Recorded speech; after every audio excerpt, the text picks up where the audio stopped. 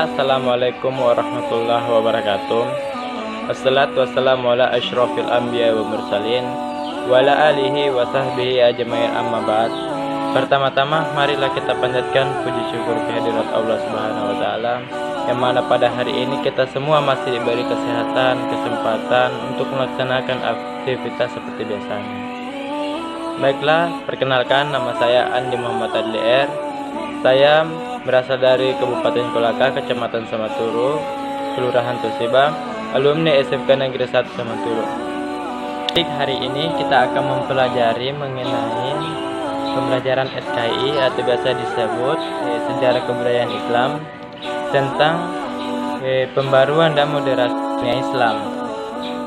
Baik, di sini saya akan menjelaskan mengenai pengertian modernisasi. Modernisasi secara etimologis berasal dari kata modern yang telah baku menjadi bahasa Indonesia dengan arti pembaruan. Dalam masyarakat barat, modernisme mengandung arti pikiran, aliran, gerakan, dan usaha-usaha untuk mengubah pemahaman-pemahaman, adat istiadat, institusi-institusi lama, dan lain sebagainya.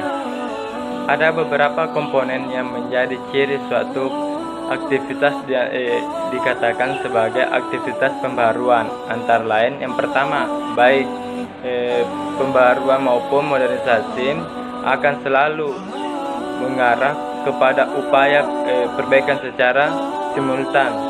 Kedua, dalam upaya melakukan suatu pembaruan, niscaya akan ada pembaruan yang kuat antara ilmu pengetahuan dan teknologi. Yang ketiga, upaya pembaruan dilakukan secara dinamis, inovatif, dan progresif, sejalan dengan perubahan cara berpikir seseorang. Upaya pembaruan Muhammad Abduh dalam sejarah perkembangan Islam, ada banyak tokoh yang pengaruhnya menyebar luas di dunia Islam. Salah satu diantaranya adalah Muhammad Abduh.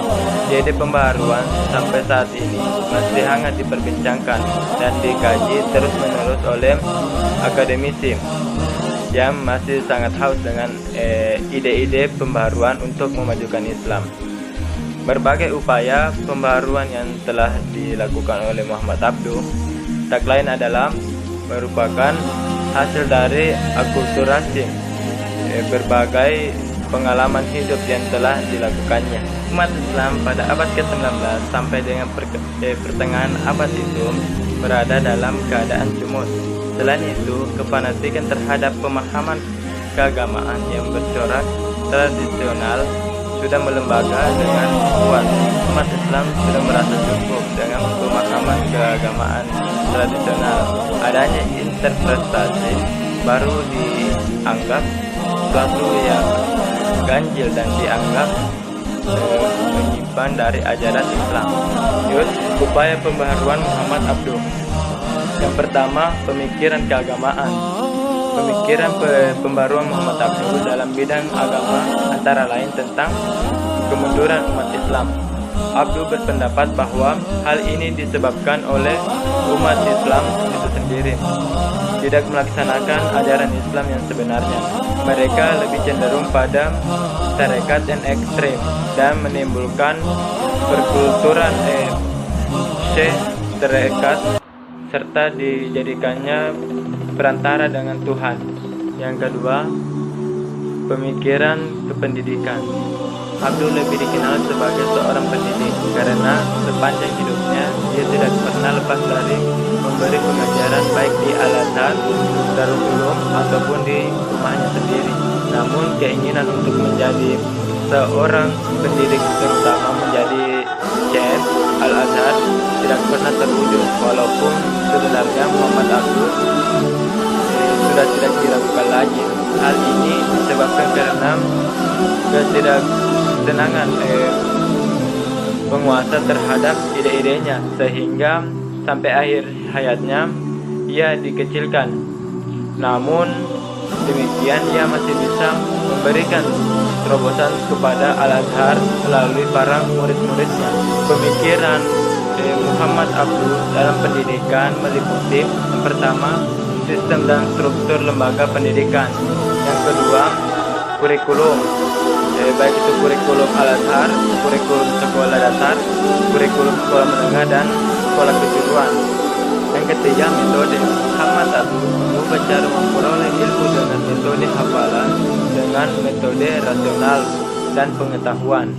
Siswa di samping menghafal sesuatu juga harus memahami tentang materi yang dihafalnya. Ia juga menghidupkan kembali metode munazarah dalam memahami pengetahuan dan menjauhkan taklid kuat terhadap para ulama. Ia juga mengembangkan kebebasan ilmiah dan di dalam Al-Azhar.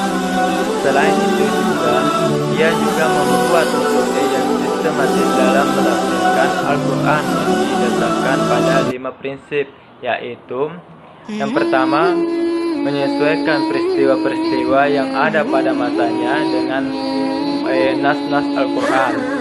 Yang kedua, menjadikan Al-Quran sebagai sebuah kesatuan. Yang ketiga, menjadikan surah sebagai dasar untuk memahami ayat. Yang keempat, menyederhanakan bahasa dalam menafsirkan. Yang kelima, tidak melainkan peristiwa-peristiwa sejarah untuk menafsirkan ayat-ayat yang turun pada waktu itu.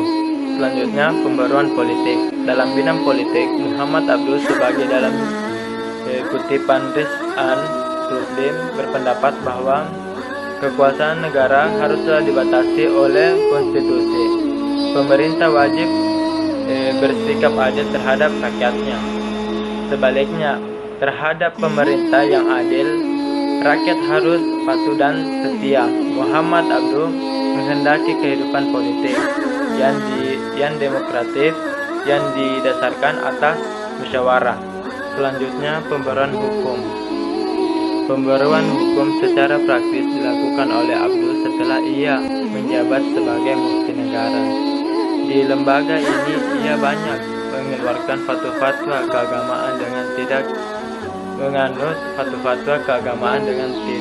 menganut mazhab dan aliran tertentu. Hal ini disebabkan keyakinan akan pentingnya akal dan ijtihad untuk menyelesaikan permasalahan yang dihadapi saat itu. Salah satu pendapat yang berbeda dengan pendapat ulama tradisional seperti menyembelih lembu setelah dipukuli hingga lemas dan tidak menyebutkan nama Allah, yang dihukumi Abdul sebagai sah dan halal dagingnya. Sebagai seorang ulama yang sanggup dan berani mengadakan ijtihad, bebas fatwanya mengembarkan ketidakterimaan pada pendapat ulama pada masa sebelumnya, yakni dia memakai prinsip talfik. Mungkin cukup sekian yang dapat saya sampaikan. Lebih yang kurangnya mohon dimaafkan. Wabillahi taufiq wal hidayah. Assalamualaikum warahmatullahi wabarakatuh.